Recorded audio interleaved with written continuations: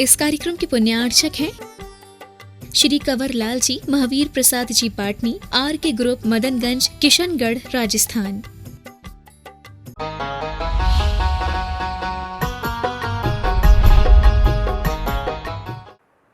रत्नकरंडक श्रावकाचार ग्रंथ में सम्यक ज्ञान का वर्णन करने वाला यह द्वितीय अधिकार चल रहा है, जिसमें प्रथम आर्या छंद में सम्यक ज्ञान का स्वरूप बताया था। द्वितीय छंद में प्रथमान योग का वर्णन किया है। तृतीय छंद में अब यहाँ पर करणान योग की मुख्यता से वर्णन किया जा रहा है। सम्यक ज्ञान के प्रकरण में आचार्य समंतभद्र महाराज ने पहले सम्यक ज्ञान की जो हमें परिभाषा बताई है वह हमें ध्यान में रखने योग्य है, और उस परिभाषा को हम प्रत्येक अनुयोग के साथ भी याद रखें। जिस अनुयोग का जो विषय है, जिस अनुयोग में जिस तरह की प्ररूपणा है, उसे याथा तथ्य उसी रूप में स्वीकार करना। अलग अलग अनुयोगों के अलग अलग विषय हैं, अलग अलग प्ररूपणा की पद्धतियां हैं, लेकिन जिसमें जैसा कथन किया है उसको उसी रूप में स्वीकार करना, उसी रूप में कहना, ये सम्यक ज्ञान होगा। ये हमें सम्यक ज्ञान के परिभाषा को चारों अनुयोगों में घटित करना है। प्रथमानुयोग में जो पद्धति है, जो शैली है, जो प्रथमानुयोग का प्रतिपाद्य विषय होता है, उसको ध्यान में रखते हुए जिस तरह से प्रथमानुयोग में कथन किया जाता है उसे उसी रूप में स्वीकारना, न कम स्वीकारना न ज़्यादा स्वीकारना, विपरीतता के बिना, संदेह के बिना उसको ग्रहण करना। ये प्रथमानुयोग संबंधी सम्यक ज्ञान होगा। कोई भी ज्ञान जिस अनुयोग में जिस रूप से दिया जाता है उसको उसी रूप में भावित करना, उसी रूप में उसकी भाव भाषणा अपने मन में लाना, ये सम्यक ज्ञान की मुख्यता से कहा जाता है। सम्यक ज्ञान एक तरह से हमारे भावश्रुत ज्ञान की परिणति का नाम है।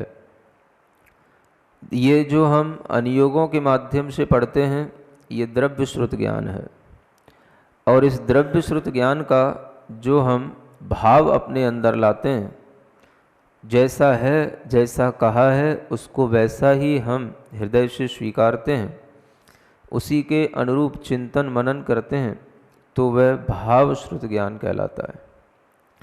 मुख्यतः भावश्रुत ज्ञान की है, लेकिन वह भावश्रुत ज्ञान द्रव्य श्रुत ज्ञान के बिना नहीं होता।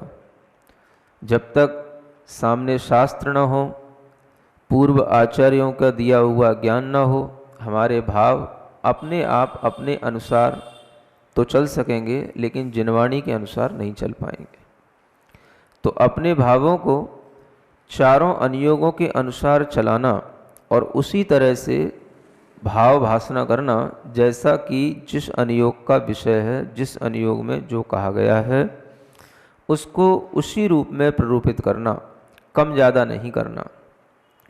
अपना ज्ञान देकर किसी भी अनुयोग की महत्ता को कम नहीं करना, अपनी तर्क बुद्धि से किसी भी अनुयोग की किसी भी तरह की तथ्यपरक बातों को मुख्य को गौड़ नहीं करना, गौड़ को मुख्य नहीं करना। जिस तरह का जो विधान हमें मिला है उसी तरह से उस विधान के अनुसार ही तत्व का व्याख्यान करना, यह सम्यक ज्ञान की बहुत बड़ी देन है। लोग ग्रंथ पढ़ लेते हैं, शब्दार्थ भी पढ़ लेते हैं, लेकिन जो शब्द के अंदर भाव है वो ग्रहण नहीं कर पाते। इसलिए बार बार कहना होता है और बार बार चीज़ को समझाना होता है कि सम्यक ज्ञान की यह परिभाषा ध्यान में रखी जाए जो आचार्य समंतभद्र महाराज ने यहाँ इस द्वितीय अधिकार के इस पहले श्लोक में रखी है। सम्यक ज्ञान की यह परिभाषा केवल केवल ज्ञान के लिए ही नहीं है, केवल ज्ञान मात्र के लिए नहीं है, चारों अनुयोगों के लिए है। माने चारों अनुयोगों में हमें कोई भी संदेह नहीं होना, चारों अनुयोगों के विषय में कोई विपरीत बात नहीं करना, चारों अनुयोगों के विषय में कुछ भी कमती बढ़ती करके नहीं बोलना, यथा तथ्य जैसा है उसको वैसा स्वीकारने का नाम ही सम्यक ज्ञान होगा। तो जो द्रव्य श्रुत है वह चाहे प्रथमानुयोग के रूप में हो या करणानुयोग के रूप में हो, वह द्रव्य श्रुत जैसा है उस द्रव्य श्रुत को वैसा ही स्वीकारना और उसी के अनुसार अपनी ज्ञानावरण कर्म के क्षयोपशम के अनुरूप भाव श्रुत अपने अंदर लाना, यही हमारे लिए सम्यक ज्ञान होगा। यानी सम्यक ज्ञान को अपने भीतर हमें अर्जित करना होता है और वह सम्यक ज्ञान तभी हमारे अंदर आता है जैसा द्रव्य श्रुत में लिखा है वैसा ही हम श्रुत ज्ञान अपने भावों में रखें। श्रुत ज्ञान से ही हमारे भाव बनते हैं, श्रुत ज्ञान के माध्यम से ही हम द्रव्य श्रुत को सही ढंग से जानकर उसका चिंतन मनन कर सकते हैं। इसलिए श्रुत ज्ञान को ही भाव श्रुत ज्ञान के रूप में कहा गया और वही भाव श्रुत हमारे कल्याण का कारण है। तो उसी भाव श्रुत में जैसे प्रथमानुयोग के बारे में कल आपको बहुत सी बातें बताई थीं, जो अनेक तरह की लोगों के अंदर धारणाएं हैं, कुतर्क हैं और प्रथमानुयोग के प्रति अरुचि पैदा करने वाली अनेक तरह की अवधारणाओं में लोग जीते हैं, उनको दूर करने के लिए जैसे कल आपको प्रथमानुयोग के प्रतिपाद्य विषय के विषय में बताया था, वैसा ही आप लोगों को करणानुयोग के विषय में भी जानना है। प्रत्येक अनुयोग का अपना अलग अलग क्षेत्र है, अपना अलग अलग विषय वस्तु है। सब्जेक्ट को 4 भागों में डिवाइड किया गया है, प्रथमानुयोग, करणानुयोग, चरणानुयोग और द्रव्यानुयोग। यद्यपि भगवान की दिव्य ध्वनि हर पदार्थ को अनंत रूप में जानती है, हर विषय को अनंत रूप में ग्रहण करती है, लेकिन फिर भी सब अनंत का व्याख्यान करना संभव नहीं होता और छदमस्त ज्ञानियों के लिए अनंत की कोई भी प्ररूपणा करने में उन्हें कैसे समझ में आए, इसके लिए जो ज्ञानी बुद्धिमान गणधर आदि परमेष्ठियों ने जो उपाय हमें दिए हैं उसी के अनुसार हमें मान करके चल करके उस अनंत को जानना होता है। इसी विषय को आगे बढ़ाने के लिए पहले हम यह छंद पढ़ते हैं जिसमें करणानुयोग का वर्णन दिया गया है। करणानुयोग किसे कहते हैं, आचार्य बताते हैं। लोकालोक विभक्तिर युग परिवृत्तिश्चतुर्गतीनां च आदर्शमेव तथा मते रवैति करणानुयोगं च।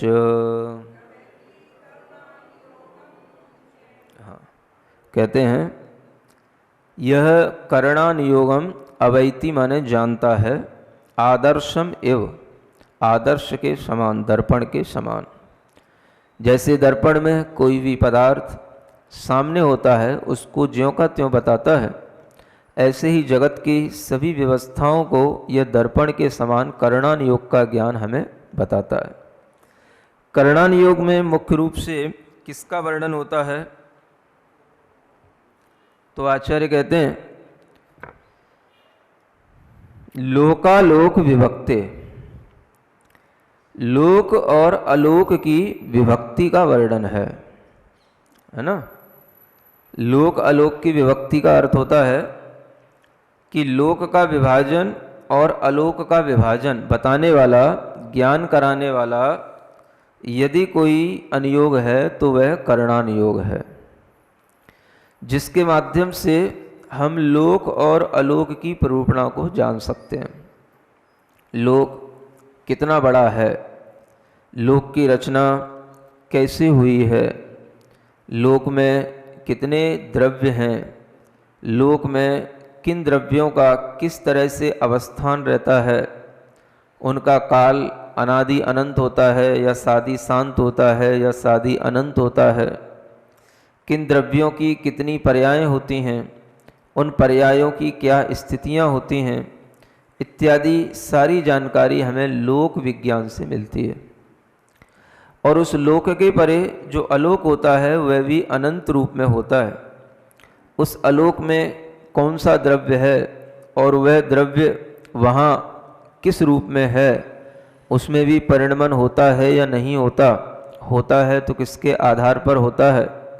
इस लोक और अलोक का स्वरूप क्या हमेशा ऐसा ही बना रहता है या बिगड़ता रहता है, या कहीं कहीं बिगड़ता है या कहीं कहीं वैसा ही बना रहता है, इत्यादि जो अनेक बातें हैं उन सब का ज्ञान हमें कौन कराता है? करणान योग कराता है ना। अब आपको इन सब समाधान तो नहीं दे सकते, इन सब के उत्तर तो नहीं दे सकते। कभी कभी प्रश्न में ही बहुत सारा ज्ञान हो जाता है ना। इतने आपको प्रश्न बताए, अगर इन सब प्रश्नों के उत्तर ढूंढ लोगे आपको लोक और अलोक का पूरा ज्ञान हो जाएगा। प्रश्नावली अगर तैयार हो गई है तो समझ लेना कि आपको ज्ञान देने का एक बहुत बड़ा साधन आपको मिल गया है।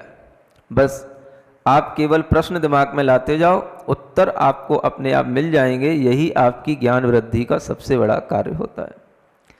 तो करणान योग हमें लोक और अलोक की जानकारी देता है। अब आप विचार करें कि इस लोक और अलोक की जानकारी देते हुए हमें यह करणान योग कुछ भी जो बताएगा वो हमारे प्रत्यक्ष ज्ञान का तो विषय होता नहीं। हमारे द्वारा प्रत्यक्ष ज्ञान से तो हमें कोई दिखाई चीज देती नहीं। अनुमान भी हम कितना सा लगा पाएंगे यदि हमें प्रत्यक्ष ज्ञान नहीं है तो इसके लिए हमें केवल ज्ञान को ही प्रमाण मानना होता है।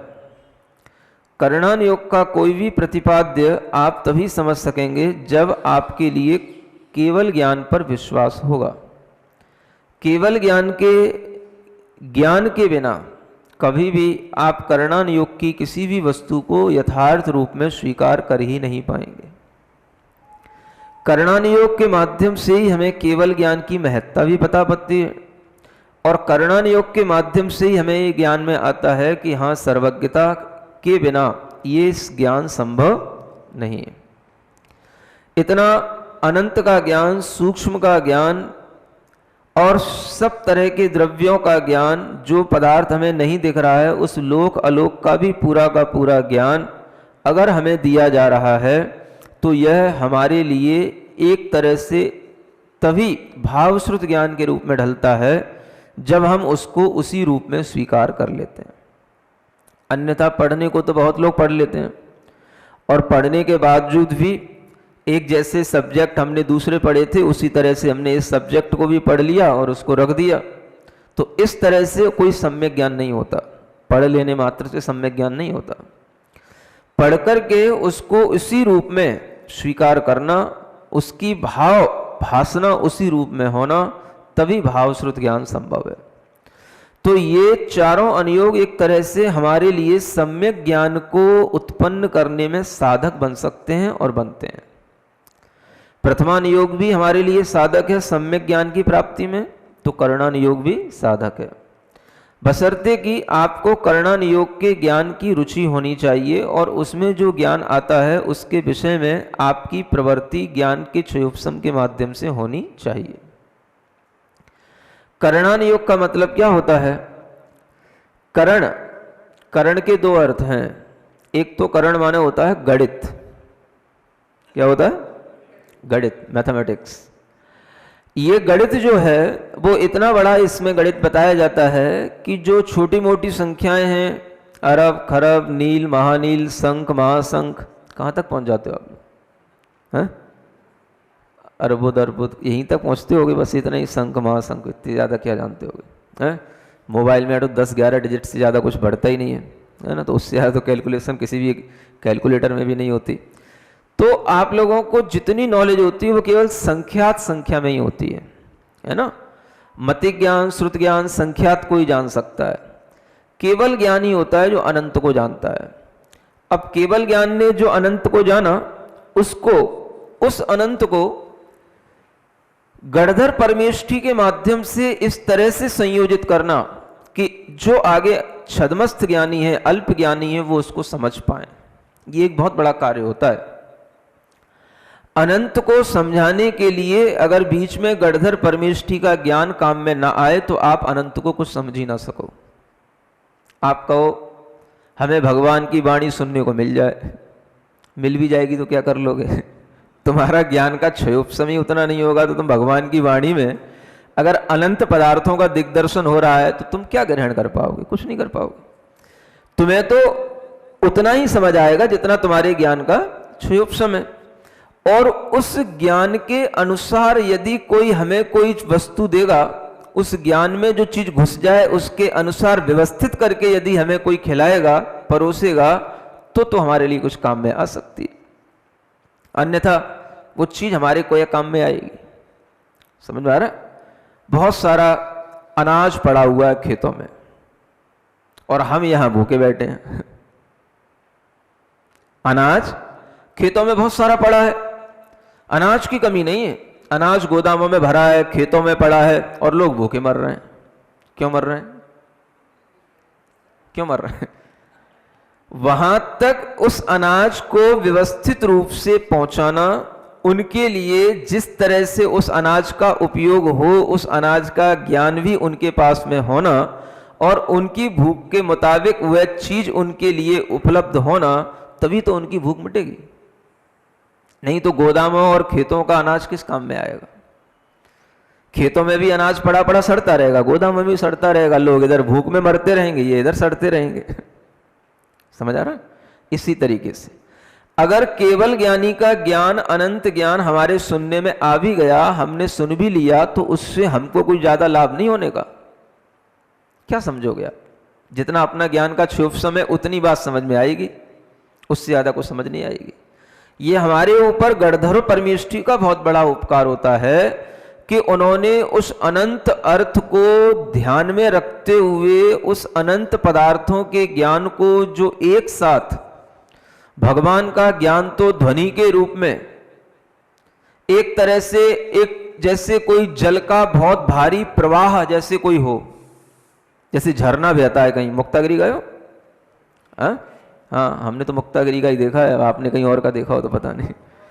हाँ, तो अगर कहीं पर झरना बहता हो और कोई बहुत फोर्स के साथ बह रहा हो और आपको प्यास भी बहुत लगी हो और वो झरना आपके कोई काम नहीं आ सकता, आप कहोगे पानी इतना है और काम नहीं आ रहा। क्यों नहीं आ रहा? क्योंकि वो वहां तक आप पहुंच नहीं सकते। ना तो तुम उस झरने के नीचे जाके खड़े हो सकते, ना वो पानी के कोई कण तुम्हारे पास आ सकते। वो पानी ऊपर से गिर रहा है, उसमें तुम अपना मुंह नहीं लगा सकते, उसमें अपने हाथ नहीं लगा सकते, होना कुछ नहीं है और पानी पानी है। सुन रहे हो? समझ लो, पहले वस्तु स्थिति समझ लो। मोटी बुद्धि वालों को समझाने के लिए भी बहुत मोटे मोटे उदाहरण देने पड़ते हैं। गणधर परमेष्ठियों ने मेहनत की है, थोड़ी बहुत मेहनत हमें भी करनी पड़ती है। समझ आ रहा है? हाँ, तब समझ में आता है कुछ। हम भली जल्दी कह देते हैं भगवान का समोसरण, अनंत ज्ञान, सर्वज्ञता, हाय भगवान कब आपकी वाणी सुनने को मिले, कब आपका हमारे लिए समोसरण मिले और कब हम आपके साक्षात इस अनंत ज्ञान का लाभ लें। कहना ही है, होना कुछ नहीं है। वो भगवान की वाणी उसी झरने की तरह है, अपार जल समूह है, खूब तेजी से फोर्स के साथ में फ्लो हो रहा है, लेकिन उससे कुछ भी आपके लिए कोई हित होने वाला नहीं है। आप उसके नीचे जा नहीं सकते, वहां इतना फैलाव है पानी का और उस पानी को ग्रहण करने के लिए आपके पास में कुछ भी नहीं है। आप प्यासे हो, खड़े रहो। समझ आ रहा है? ये उपकार केवल गणधर परमेष्ठी का समझना चाहिए। आप लोग समझते ही नहीं कभी किसी चीज को। जो गणधर परमेष्ठी ने अरिहंत भासयत्थम गणहर देवई गंथियम संभम, हम बोलते हैं कि गणधर परमेष्ठी ने तो अर्थ स्वरूप दिव्य ध्वनि का बखान किया, लेकिन उसको ग्रंथ में, शब्द में संयोजित करने का बहुत बड़ा उपकारी काम किया, तो वह गणधर परमेष्ठी का है। शब्द संयोजना हुए बिना तमाम अर्थ एक साथ फैला हुआ हो, उसको बटोरे कौन, समेटे कौन, संयोजित कौन करे, व्यवस्थित करके पहुंचाए कौन, किसको दे? जब तक वह पानी कहीं पर थोड़ा सा भी उठा करके हमारे लिए जितना चाहिए उतना हमें ना मिलेगा, तो हम उस अपार जल समूह का करेंगे क्या? समझ आ रहा? खेत में पड़ा हुआ अनाज तमाम अगर हमारे पास में, तो एक मुट्ठी भर चाहिए, अगर वो मुट्ठी भर आ जाए तो उससे हमारी भूख मिट जाए।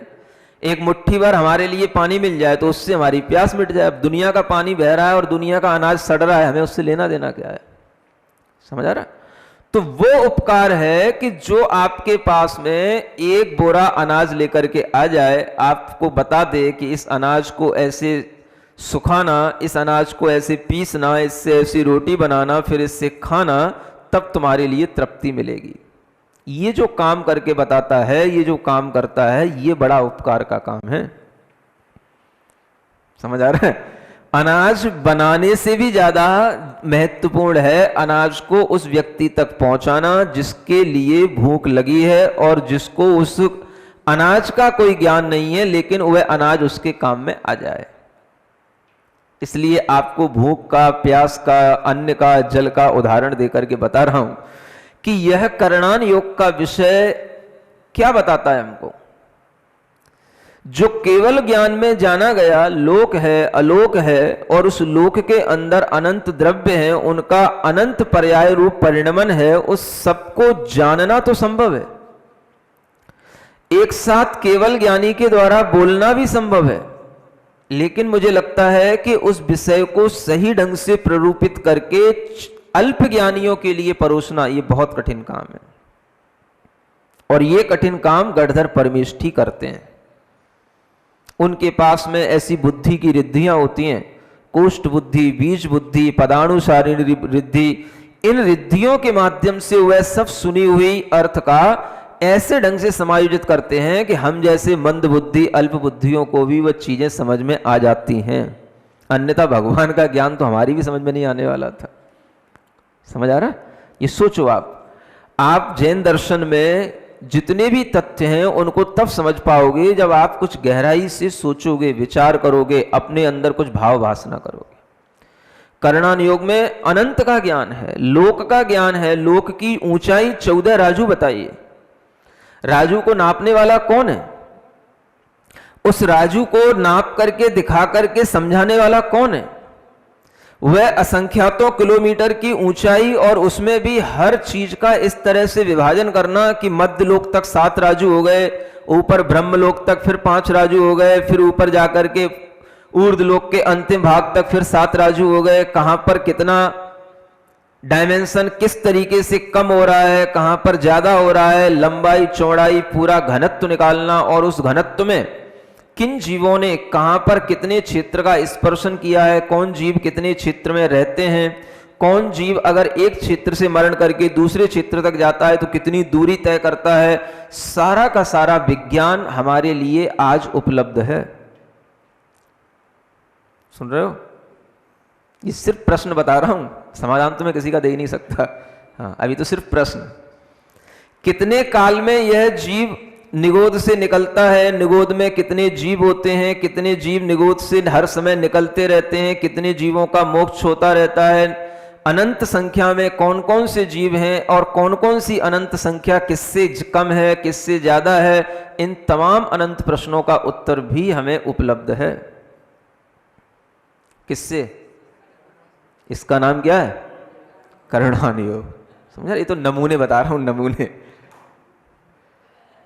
हम सोचें कि अनंत को बताने वाला अगर कोई ज्ञान है तो वह करणान योग का ज्ञान है, और उस अनंत के बारे में हमें समझा पाना, छदमस्त को, मुति ज्ञान वालों को समझा पाना, ये एक बहुत बड़ा काम है। और इस काम को करके जो उसकी व्यवस्था दी गई है, उस व्यवस्था के अनुसार हमें उसको वैसा का वैसा स्वीकार कर लेना, और फिर यह भी जानना कि अनंत तो इससे कई गुना ज्यादा है जो हमारे ज्ञान में आ नहीं रहा है।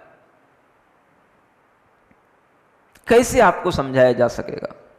आचार्यों ने जब गणनाएं की, भेद किए संख्यात के, असंख्यात के, अनंत के। समझ आ रहा है? अब वो अनंत के 3 भेद रह गए, असंख्यात के 3 भेद रह गए। अब 3 भेद तो इतने मोटे मोटे भेद हो गए कि जिसमें आपको कुछ समझ में आ सके। परिता अनंत, युक्ता अनंत, अनंता अनंत। अनंत के 3 भेद हैं, असंख्यात के 3 भेद हैं, परिता संख्यात, युक्ता संख्यात, संख्याता संख्यात। लेकिन इन असंख्यातों से एक संख्या की दूसरी संख्या प्राप्त करने में, परिता संख्यात से युक्ता संख्यात प्राप्त होने में कितने और असंख्यात का गुणा करना पड़ेगा? उस परिता संख्यात से क्या जाना जाता है, युक्ता असंख्यात से क्या जाना जाता है, असंख्याता संख्यात से क्या जाना जाता है, वो उससे कितना और मल्टीपल होकर के वह संख्या बनती है। यह सब ज्ञान हमें दिया गया है, समझाने की भरसक कोशिश की गई है, और अनेक तरह के कुंडों का उदाहरण देकर के उनमें सरसों के दाने भर भर करके उनको खाली कर करके, समझ आ रहा है, उस असंख्यात को समझाने के लिए गणधर आदि परमेष्ठियों ने बहुत बड़ा एक पुरुषार्थ किया है। वो भी हमारी समझ में नहीं आता तो हमें कभी भी असंख्यात और अनंत कभी कुछ समझ आ ही नहीं सकता है। ये तो केवल आपको बता रहा हूं कि क्या क्या विषय वस्तु हैं, ज्ञान कुछ नहीं दे रहा हूं। ये तो सिर्फ प्रश्न चल रहा है, प्रश्न मंच चल रहा है, समझ आ रहा है। प्रश्न मंच भी ना कह करके एक विषय सूची जो होती है ना, जैसे ग्रंथ के प्रारंभ में विषय सूची लिखी रहती है, तो बस आप केवल विषय सूची जान लो, ग्रंथ में क्या है वो तो बाद में जानने में आएगा, वो आप पढ़ते रहना। यहां तो केवल विषय सूची बताई जा रही है आपको। आप ये जाने कि जो चीजें अनंत में हैं वो अनंत में कैसे देखने में आ रही हैं। निगोद जीव अनंत में है, अनंत संख्या में। इधर हम देखते हैं सिद्ध भगवान, वो भी अनंत संख्या में है। इधर हम देखते हैं कि जो हमारे अंदर कर्म बनते हैं उनके जो परमाणु हैं वो भी अनंत संख्या में। हमारे शरीर में जो परमाणु बनते हैं वो परमाणु भी अनंत संख्या में है। हम देखते हैं कि जो आलोकाकाश फैला हुआ है वो भी अनंत संख्या में है। इन सब अनंतों में भी कौन सा अनंत किससे बड़ा है, कौन सा अनंत किसके द्वारा गुणा करने पर प्राप्त होता है, ये सब ज्ञान हमारे लिए उपलब्ध है और यह करणान योग के बिना संभव नहीं है। समझ में आ रहा है। प्रथमान योग में तो आपने कथा सुन ली, अब कथा सुनने के बाद में यथा जो चीज है वो करणान योग में मानी जानने में आती है। यथा का मतलब जो जैसा है उसको वैसा ही बताना, ये यथा कहलाता है, यथार्थ कहलाता है। प्रथमान योग में तो आपने जान लिया जीव की अनंत पर्यायें निकल गई हैं, लेकिन उन अनंत में कौन सी पर्यायें अनंत होती हैं, कौन सी अनंत संख्या की पर्यायें किस किस गति में होती हैं, ये सब तो आपको करणान योग के माध्यम से पता पड़ेगा। लोक में अगर 3 लोकों का विभाजन किया गया है तो उसमें मध्य लोक में, अधोलोक में कौन से जीव रहते हैं, कितनी संख्या में, कहां बिल बने हुए हैं, कहां स्वर्ग बने हुए हैं, कहां विमान बने हुए हैं, उनमें कितने विमान कितने योजनों के हैं, कौन से संख्यात योजन के हैं, कौन से असंख्यात योजन के हैं, वो विमान किस कारण से टिके हुए हैं, आकाश में इतने भारी भारी होकर के भी क्यों नीचे नहीं गिरते हैं। समझ आ रहा है। पृथ्वी का चक्कर सूर्य लगा रहा है कि सूर्य का चक्कर पृथ्वी लगा रही है, ये सब बातों का ज्ञान करणान योग से मिलता है। सुन रहे हो, विषय सूची बताई जा रही। केवल नरकों में भी असंख्यात नारकी होते हैं, देव भी असंख्यात संख्या में होते हैं, असंख्यात ही द्वीप समुद्र हैं, असंख्यात ही उन समुद्रों में जिनालय बने हुए हैं। वो असंख्यात द्वीप समुद्र कितने राजू तक फैले हुए हैं, कितनी असंख्यात संख्या में वह व्यंतर देवों की संख्या है, कितनी असंख्यात संख्या में ज्योतिषी देवों की संख्या है, कितनी वैमानिक देवों की संख्या है, ये असंख्यात संख्या में। ये सब प्रकार का निरूपण आपको कहां मिलेगा, करणान योग। लोक का ज्ञान जान तो लो क्या होता है लोक में। समझ आ रहा है। जम्बू द्वीप है, जम्बू द्वीप का विस्तार कितना है, उससे धातकी खंड द्वीप है, उसका विस्तार दुगना हो गया, 4 गुना हो गया, वो कितना हो गया, आगे के द्वीपों का विस्तार दुगना दुगना होता चला गया। एक द्वीप से दूसरा समुद्र दुगना हो रहा है, उस समुद्र से दूसरा द्वीप दुगना हो रहा है, और दुगने दुगने होते होते कितने असंख्यात योजनों तक वह जाने के बाद में समाप्त होता है। और हर द्वीप में कितने क्षेत्र हैं, कितने पर्वत हैं, कितनी नदियां हैं, उन नदियों की कितनी सहायक नदियां हैं, उन का कितना विस्तार है, और वह नदियां कहां जाकर के मिलती हैं, उन नदियों में कितनी और सहायक नदियां सहायक होकर के किस दिशा में मुड़ जाती हैं, इन सब का ज्ञान किसमें, करणान योग में। आप सोच रहे हो कि जो हमारी कविता जैसी पढ़ रहे हैं। समझ आ रहा है।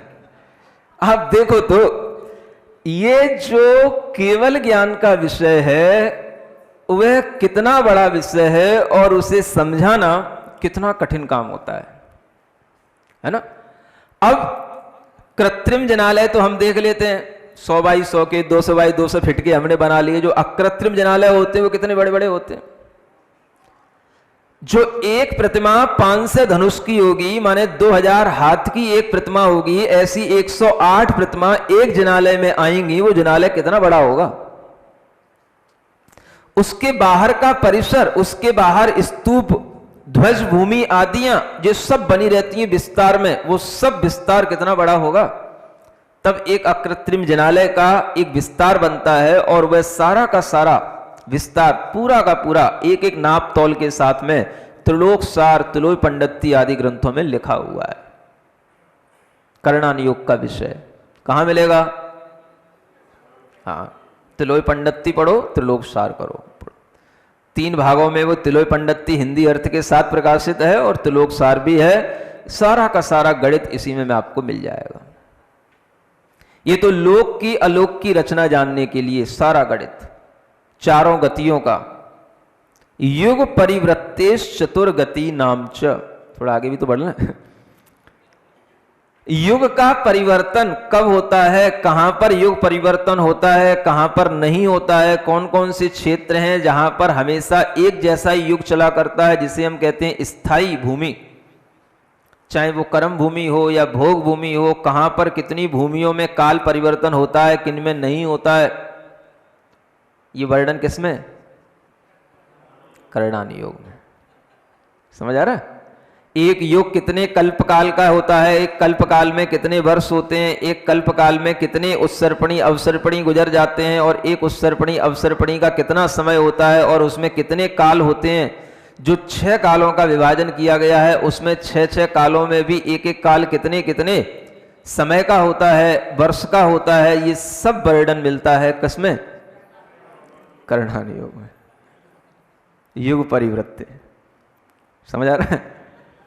जैसा भरत क्षेत्र में परिवर्तन हो रहा है वैसा ही ऐरावत क्षेत्र में भी होता है। ये कर्म भूमि है, वो भी कर्म भूमि है, इसके अलावा और भी कहीं कर्म भूमि है कि नहीं, और अगर है तो वहां पर भी यही क्षेत्र के अनुसार परिवर्तन होता है कि नहीं होता है। वहां पर कितनी ऊंचाई के मनुष्य होते हैं, कितनी अवगाहना वाले मनुष्य होते हैं, कितनी आयु वाले मनुष्य होते हैं, त्रियंचों की ऊंचाई कितनी होती है, अवगाहना कितनी होती है, और उन क्षेत्रों में रहने वाले जीवों का मोक्ष होता है कि नहीं होता है। ऐसे कितने क्षेत्र हैं पूरे द्वीप और समुद्रों में मिलाकर के जहां पर केवल मनुष्य ही रहते हैं, और उन मनुष्यों में भी ऐसे कितने मनुष्य हैं जहां पर मोक्ष जाने के लिए उनको सुविधा मिलती है, काल मिलता है। वह कौन सा काल है जिसमें मोक्ष होता है, कौन सा काल है जिसमें मोक्ष नहीं होता है, किस काल में भोग भूमि होती है, किस काल में कर्म भूमि होती है। सब वर्णन जिसमें मिलता है उसका नाम।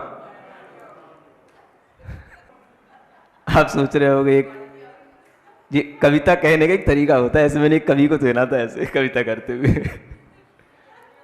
समझ आ रहा है। एक बार आचार्य श्री के संग में था, नेमावर की बात है। एक आपने सत्य प्रकाश सत्तन का नाम सुना होगा, इंदौर वाला है ना, उसकी अध्यक्षता में एक कवि सम्मेलन हो रहा था। तो एक कवि आया, तो उसकी कविता का शीर्षक था, बोले किस पे लिख दूं। किस पे लिख दूं। समझ आ रहा है। तो बस वो ऐसे शुरू करता था, बोले नदी पे लिख दूं कि तालाबों पे लिख दूं कि मुहानों पे लिख दूं कि समुद्रों पे लिख दूं कि वृक्षों पे लिख दूं कि वृक्षों के पत्रों पे लिख दूं, बताओ किस पे लिख दूं। समझ आ रहा है। स्त्री पे लिख दूं कि पुरुष पे लिख दूं कि स्त्री के भावों पे लिख दूं कि पुरुष के भावों पे लिख दूं कि स्त्री क्या पुरुष के बारे में सोचती कि पुरुष क्या स्त्री के बारे में सोचती, बताओ किस पे लिख दूं। समझ आ रहा है। तो ऐसी कविता करता था। तो सत्तन कहता है, अध्यक्षता करने वाला, बोले भले आदमी किसी पे तो लिख देता।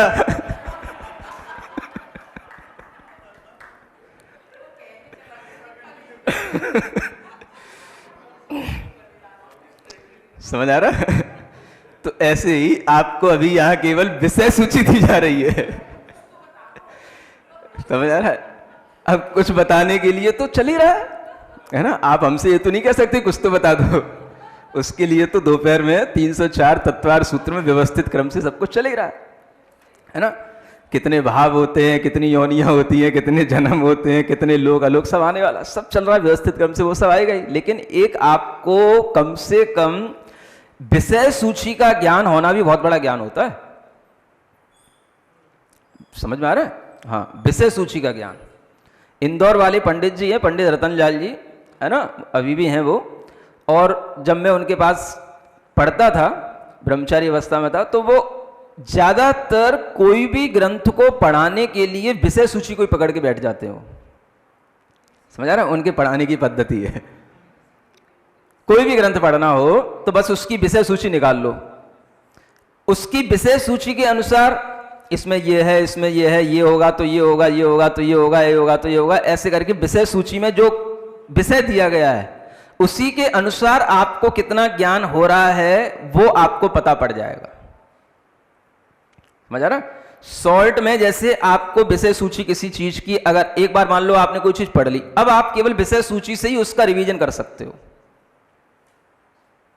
मान लो एक बार आपने तत्वार सूत्र का पहला अध्याय पढ़ लिया, अब आप केवल विषय सूची से ही उसका रिवीजन कर सकते हो। उसमें कितने सूत्र हैं, पहले अध्याय में पहले सूत्र कौन सा है, मोक्ष मार्ग बताया गया है, मोक्ष मार्ग कितने प्रकार का है, सम्यक दर्शन का लक्षण क्या है, सम्यक ज्ञान कितने प्रकार से होता है, प्रमाण किसे कहते हैं, नए किसे कहते हैं, कौन से ज्ञान प्रमाण हैं, कौन से प्रत्यक्ष हैं, कौन से परोक्ष हैं, कौन से ज्ञानों में प्रमाण और नए के माध्यम से मिथ्या ज्ञान और मिथ्या प्रमाणों का भी वर्णन किया जा सकता है, कितने प्रकार के नए हैं, कौन से नए का क्या विषय होता है, कौन से ज्ञान में किस पदार्थ को किस रूप में जाना जाता है, अवधि ज्ञान का विषयभूत पदार्थ क्या है, मनय ज्ञान का विषयभूत पदार्थ क्या है, केवल ज्ञान का विषयभूत पदार्थ क्या है, मति ज्ञान श्रुति ज्ञान कितने पदार्थों को जानता है, एक साथ कितने ज्ञान हो सकते हैं, कितने ज्ञान को जानने के निक्षेप हैं, कितने सत्संख्या आदि अनुयोग द्वार हैं, कितने निर्देश आदि के माध्यम से अंग बताए गए हैं, इतना आपने जान लिया, पहला अध्याय पूरा हो गया।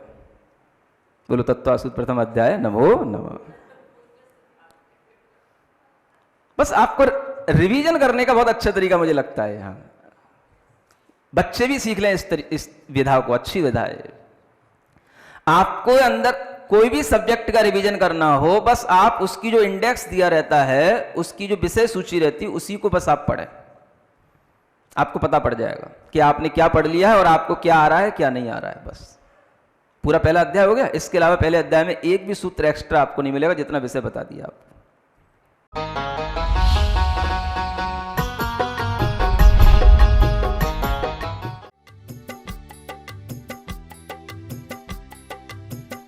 इस कार्यक्रम के पुण्यार्चक थे श्री कंवर लाल जी, महावीर प्रसाद जी पाटनी, आर के ग्रुप, मदनगंज, किशनगढ़, राजस्थान।